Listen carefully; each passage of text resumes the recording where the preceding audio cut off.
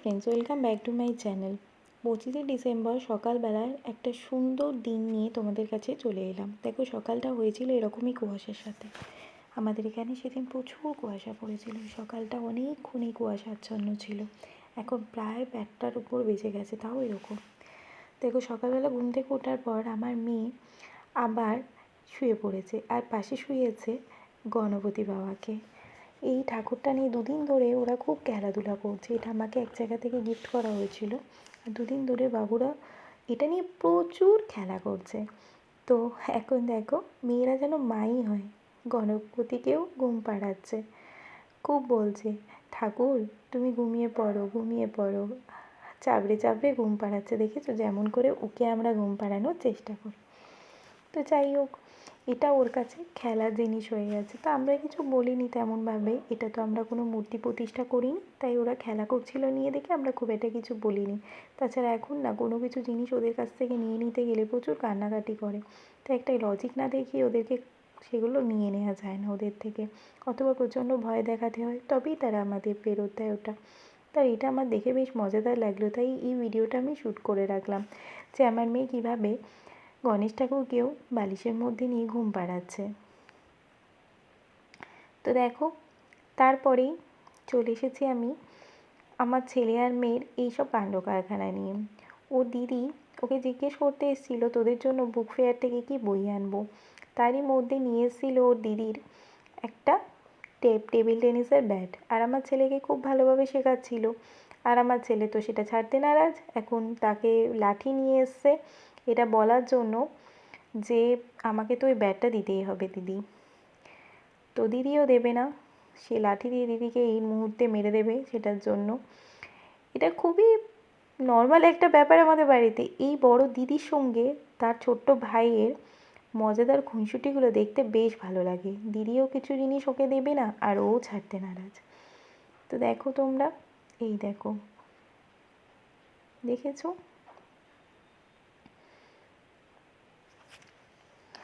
দিদি ওকে ব্যাট ধরা শেখাচ্ছে, আর ও কিন্তু খুব ভালোভাবে ব্যাটটা ধরেওছে। তো দিদি এটা ধরা দেখে বলল, চল ভাই, তোকে তো খেলতে যেতে হবে, এবার সময় হয়ে গেছে। তারই মধ্যে আমার মেয়ে চলে এসেছে, দেখো, মাজন টাজন নিয়ে চলে এসেছে। এখন বেলা 11টার সময় বাবু বলছে আমি দাঁত মাজবো, মা মাজনটা দাও। তো এই দাঁত ব্রাশ করানো নিয়ে ওদেরকে মহা সমস্যা হয়। কোনো দিন ব্রাশ করাই, কোনো দিন করাই না এখনও। কারণ হচ্ছে ওরা এগুলো নিয়ে খেয়ে নেয় বেশি, আর সারাদিন ধরে খেতে চায়, আর সেটা না দিলে প্রচণ্ড চিৎকার চেঁচামেচি করে। তো আমাদের যদি সকালবেলা উঠে কোনো বেশি কাজ থাকে, সেই দিনগুলো স্কিপই করে দিই ওদের দাঁত মাজাটা। তাহলে কি হয়, আমাদের অতটা কষ্ট হয় না। তো দেখো, তারপরে 25শে ডিসেম্বরের সবচেয়ে মেইন আকর্ষণ সেটা হচ্ছে কেকগুলো আমার মা বানিয়েছে বাড়িতে। তার একটা ভিডিও আমি ছোট্ট আপলোড করব, কারণ হচ্ছে সেভাবে আমি শ্যুট করতে পারিনি, কিন্তু কেকটা অসাধারণ ভালো হয়েছিল। খেতে এত সুন্দর হয়েছিল যে কী বলবো। মেয়ে তো কেক নিয়ে যেতে গিয়ে উল্টে পড়েই গেল। সে নাকি চামচে করে এখন কেক খাবে। তাকে বোঝানো যাচ্ছে না যে চামচে করে কেক খাওয়া যায় না, কিন্তু সে তো চামচে করেই কেক খাবে। কিছু করার নেই, ওদের কথা শুনেই এখন চলতে হয়। দেখো, কেকটা ফেলে দিয়েছে, চামচটাও ফেলে দিয়েছিল, আবার প্লেটে তুলে দিয়েছি। সবে ঘরটা মোছা হয়েছিল, তো খুব একটা অসুবিধা নেই।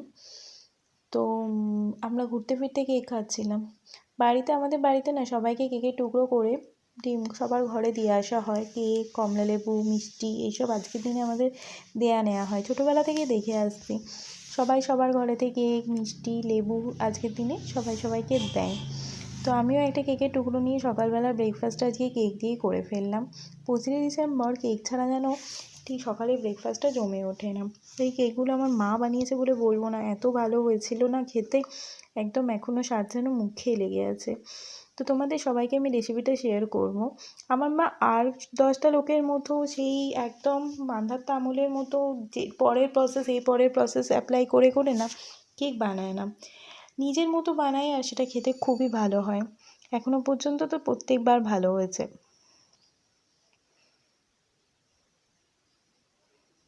তো দেখো, তোমরা দেখতে থাকো ব্লগটা। এই কেকটা খাওয়ার পর আমার কত কাজ আছে আমি সেটাই এখন বসে বসে ভাবছিলাম এটা খেতে খেতে। 25 ডিসেম্বর হলে কী হবে, আজকে মুডটা একদমই ভালো ছিল না। সকাল থেকে ঘাড়ে একটা ফিক ব্যথা লেগে গেছিলো আর সেটা নিয়ে খুব ইরিটেশন লাগছিলো। একই মন মেজাজে ভালো নেই, সকাল থেকে কুয়াশা, তার মধ্যে তারপরে আবার ঘাড়ে ফিক ব্যথা লেগে গেছে। এই দেখো প্রচুর জামা কাপড় জমা হয়ে গেছিলো, প্রচুর। বেশ কয়েকদিন জামা কাপড় একদম গোছানো হয়নি। এইবার জামা কাপড় নিয়ে ভাঁজ করতে করতে তো এদের মাসিমণি এসে এটা দেখিয়ে দিয়ে গেল জামা কাপড়গুলো কী করে কি খুলে এদিক ওদিক ফেলে দেওয়া যায়, ব্যাস। তারপরে শুরু হয়ে গেল তিনজনের মধ্যে সবাই মিলে ওর ঘাড়ে জামা চাপিয়ে দিচ্ছে, ওর ঘাড়ে জামা চাপিয়ে দিচ্ছে, এটা নিয়ে একটা খেলা। সব কিছুর মধ্যে আমার ছেলে সবকটা জামা তলার চাপা পড়ে গেছে আর দেখো কীভাবে চিৎকার করে কাঁদতে লেগে গেছে। ওর দিদি আর যাই করুক না কেন, ওকে একটুখানি কষ্ট পেয়ে কাঁদতে দেখলে ওর আবার কষ্ট হয়। ও ওকে মারবে, ধরবে, ওর সাথে খুনসুটি করবে, কিন্তু কাঁদলে ওর আবার কষ্ট হয় প্রচুর। তো সেই জন্য ওকে কোলে নিয়ে আদর করতে শুরু করে দিল, এগুলো থেকে বের করে নিই। এই দেখো চান টান করিয়ে দেওয়ার পর একটা মহান জিনিস, বাবুরা রান্নাঘর থেকে চানাচুরের প্যাকেট চুরি করে এনে রান্নাঘর থেকে বেরিয়ে এসে খাটের তলায় ঢুকে খাচ্ছে। এটা শ্যুট না করে আমি পারলাম না। এইটুকু পুচকি পুচকি বাচ্চা, তারা চানাচুর চুরি করে এনে কুটুর কুটুর খাচ্ছে। দুই ভাই বোন, বোনই আবার দাদাকে বলছে আয় আয় খাবি খাবি। এর পরের সিচুয়েশানটা তো আরও দেখার মতো। এই কথাগুলো যদি রেকর্ড করে তোমাদের শোনাতাম না, তোমরা শুনে হেসে পাগল হয়ে যেতে। এই সময় আমার মেয়ে আবার বলছে এই দেখ মা এসেছে, চল চল পালা পালা বলে এখান থেকে বেরিয়ে দে দৌড়। চানাচুরের প্যাকেট তো আমি পাচ্ছিলামই না ওদের পেছনে না দৌড়ে। ওই দেখো একটু একটু করে পেছোচ্ছে, বলছে পালা পালা মানিয়ে নেবে। এই যেই না বলা আমি ওর পেছনে দৌড়চ্ছি, একদম চানাচুরের প্যাকেট নিয়ে দে দৌড়। এদিক থেকে ওদিক পালিয়ে গেল। তারই মধ্যে একটু ফেলে দিয়েছে, ছেলে আবার তুলে ওটা রাখতে যাচ্ছে। এই যে দেখেছো ময়রানি পালাচ্ছে কেমন চানাচুরের প্যাকেট নিয়ে, দে দৌড়। চলো আজকে ব্লগটা এখানেই শেষ করলাম, টাটা।